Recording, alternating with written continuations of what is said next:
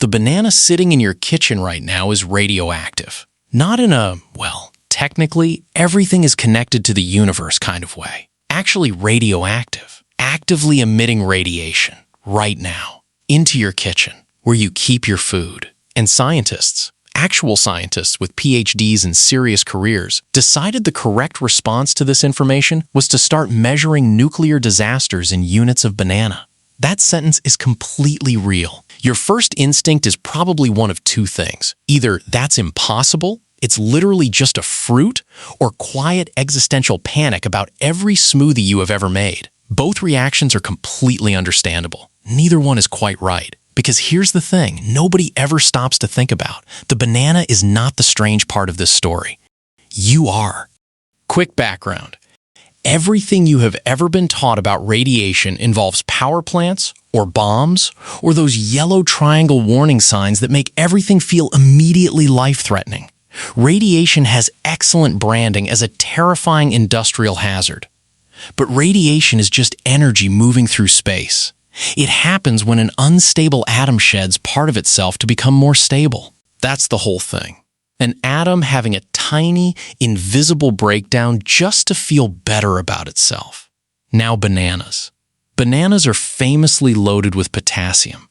Athletes eat them, doctors recommend them. Your grandmother has probably been recommending them since before scientists even gave potassium a name, because grandmothers have always been slightly ahead of the science. But here is the part that somehow never made it into any health class anywhere. Not all potassium is the same. A small fraction of all the potassium on Earth, about 0.012%, is a version called potassium-40. And potassium-40 is unstable. It is actively decaying, breaking apart, emitting radiation into whatever is sitting around it, which, in the case of your banana, is your fruit bowl. And here is where it starts to unravel. It is not just bananas. Carrots, potatoes, spinach, lima beans, sunflower seeds, avocados, pretty much anything that grows from the ground and absorbs minerals along the way is quietly carrying some amount of potassium-40. Your entire kitchen has been a low-level radioactive zone this whole time, and you have been treating it like a completely normal room. But here is the part that is genuinely, philosophically difficult to sit with. Your body contains about 140 grams of potassium at all times. Your muscles need it. Your heart needs it to keep a regular beat. Your nervous system needs it to send signals between your brain and the rest of you, which means your body has been quietly carrying radioactive potassium this entire time without ever once bothering to mention it. And 0.012% of all that potassium? Potassium-40. Right now, at this exact second, your body is running through approximately 4,000 radioactive decays per second. Your body? Radioactive. Always. You have never, not even for one moment of your entire life, been anything other than radioactive. Let that sit. This is actually why nuclear physicists invented something called the banana equivalent dose, which is a real scientific unit that real scientists use in actual professional settings, and somehow nobody thought that was worth covering in school. It measures any radiation exposure by comparing it to a single banana. A dental X-ray is about 50 bananas. A chest X-ray is over 200 bananas. Spending an entire year living next to a nuclear power plant? Roughly 3 bananas. Nuclear power plants are less radioactive than breakfast. Someone is going to have to redo some marketing materials. Now, obvious follow-up question. If bananas are radioactive and you keep eating them, are you slowly accumulating radiation? Getting progressively more dangerous with every smoothie? No.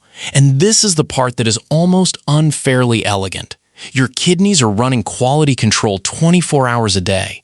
Eat too much potassium, they flush the extra out. The ratio of potassium-40 stays constant no matter what you eat. Your radioactivity levels barely shift. Fortunately, your kidneys are extremely good at their job. Otherwise, eating a bunch of bananas would turn this into a very different kind of video. Your body has been silently managing its own radioactivity in the background this entire time, without instructions, without you doing anything, while you were out here worrying about other things entirely. Now, final thing. We have established that bananas are radioactive. We have established that you are radioactive. We have established that your kitchen is technically a low-level radioactive zone that you eat in every morning. But there is one food that looked at all of this and decided to go considerably further. Brazil nuts. Brazil nut trees have root systems that reach dramatically deeper into the soil than almost any other plant. And at those depths, they pull up something extra, radium. An element that is far more radioactive than potassium and considerably less interested in being friendly about it. A single Brazil nut can be hundreds of times more radioactive than a banana. And here's the part that really commits. If you walked through airport security carrying a bag of Brazil nuts, you could trigger the radiation detector. Not smuggled uranium, not stolen medical equipment. A bag of nuts you bought at a grocery store for $12. So the next time someone tells you bananas are the radioactive fruit, you can tell them to relax. Bananas are the gentle introduction, the warm-up act, the appetizer. Then gesture calmly toward the trail mix.